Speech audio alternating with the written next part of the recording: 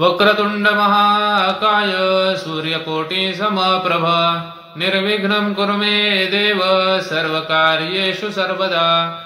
ओम भद्रं कर्णेभिः शृणुयाम देवाः भद्रं पश्येमाक्षभिर्यजत्राः स्थिरैरङ्गे स्तुष्टुवांसस्तनूभिः व्यशेम देवहितं यदायुः। ओम स्वस्ति न इंद्रो वृद्धश्रवाः स्वस्ति न पूषा विश्ववेदाः स्वस्ति नस्तार्क्ष्यो अरिष्टनेमि स्वस्ति नो बृहस्पतिर्दधातु। ओम शांति शांति शांति।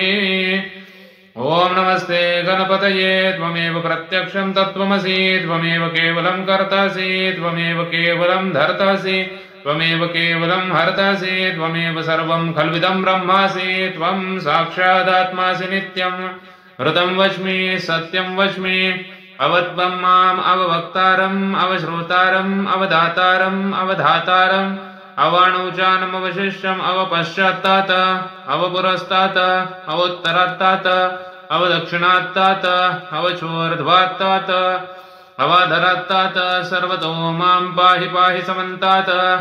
त्वं वाङ्मयस्त्वं चिन्मयः त्वमानन्दमयस्त्वं ब्रह्ममयः त्वं सच्चिदानन्दाद्वितीयोऽसि त्वं प्रत्यक्षं ब्रह्मासि त्वं ज्ञानमयो विज्ञानमयोऽसि। सर्वं जगदिदं त्वत्तो जायते सर्वं जगदिदं त्वत्तस्तिष्ठति सर्वं जगदिदं त्वयि लयमेष्यति सर्वं जगदिदं त्वयि प्रत्येति। त्वं भूमिरापो नलो निलो नभः त्वं चत्वारि वाक्पदानि त्वं गुणत्रयातीतः त्वं देहत्रयातीतः त्वं कालत्रयातीतः त्वं मूलाधारस्थितोऽसि नित्यं त्वं शक्तित्रयात्मकः त्वां योगिनो ध्यायन्ति नित्यं। त्वं ब्रह्मा त्वं विष्णुस्त्वं रुद्रस्त्वम् इन्द्रस्त्वमग्निस्त्वं वायुस्त्वं सूर्यस्त्वं चन्द्रमास्त्वं ब्रह्म भूर्भुवः स्वरोम। गणादिं पूर्वमुच्चार्य वर्णादिं तदनन्तरम् अनुस्वारः परतरः अर्धेन्दुलसितं तारेण वृद्धम् एतत्तव मनोस्वरूपं गकारः पूर्वरूपम् अकारो मध्यमरूपम् अनुस्वारश्चान्त्यरूपं बिन्दुरुत्तरूपं नादस्सन्धानं संहिता सन्धिः सैषा गणेशविद्या गणकऋषिः निःसृत गायत्री छन्दः गणपतिर्देवता। ॐ गङ्गणपतये नमः। ॐ एकदन्ताय विद्महे वक्रतुण्डाय धीमहि तन्नो दन्तिः प्रचोदयात्। एकदन्तं चतुर्हस्तं पाशमङ्कुशधारिणं हृदं च वरदं हस्तिर्बिभ्राणं मूषकध्वजं रक्तं लम्बोदरं शूर्पकर्णकं रक्तवाससं रक्तगन्धानुलिप्ताङ्गं रक्तपुष्पैः सुपूजितं भक्तानुकम्पिनं देवं जगत्कारणम् अच्युतम् अविर्भूतं च सृष्टयादौ प्रकृते पुरुषात् परम् एवं ध्यायति यो नित्यं स योगी योगिनां वरः।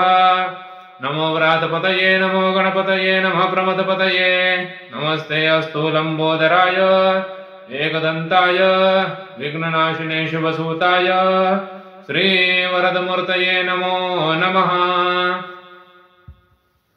फलश्रुति एतदथर्वशीर्षयोदिते स ब्रह्मभूयाय कल्पते स सर्वतः सुखमेधते स सर्वविघ्नैर्न बाध्यते स पञ्चमहापापात् प्रमुच्यते सायमधियानो दिवस्कृतं पापमनाशयति प्रातर्धियानो रात्रिकृतं पापमनाशयति सायं प्रातः प्रयुञ्जानो अपापो भवति सर्वत्राधियानोपविघ्नो भवति धर्मार्थकाममोक्षं च विन्दति।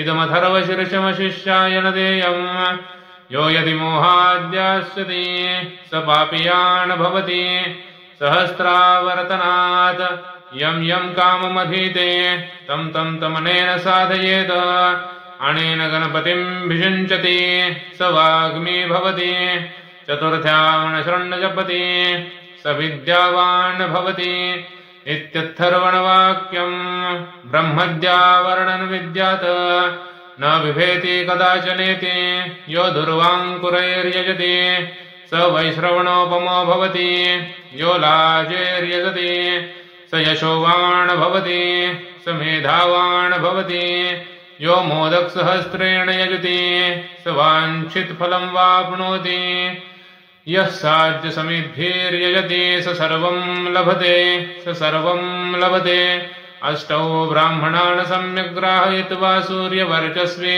भवति सूर्यग्रहे महानद्यां प्रतिमासन्निधौ वा जप्त्वा सिद्धमन्त्रो भवति महाविघ्नात् प्रमुच्यते महदोषात् प्रमुच्यते महापापात् प्रमुच्यते स सर्वं विद्भवति स सर्वं विद्भवति यः एवं वेद इत्युपनिषत् ॐ भद्रं कर्णेभिः शृणुयाम देवाः भद्रं पश्येमाक्षभिर्यजत्राः स्थिरैरङ्गे स्तुष्टुवांसस्तनूभिः विषमदेवहितं यदायुः ॐ स्वस्ति न इन्द्रो वृद्धश्रवाः स्वस्ति न पूषा विश्ववेदाः स्वस्ति नस्तार्क्ष्यो अरिष्टनेमि स्वस्ति नो बृहस्पतिर्दधातु ॐ सहना भवतु सहनौ भुनक्तु सह वीर्यं करवावहै तेजस्विनावधितमस्तु मा विद्विषावहै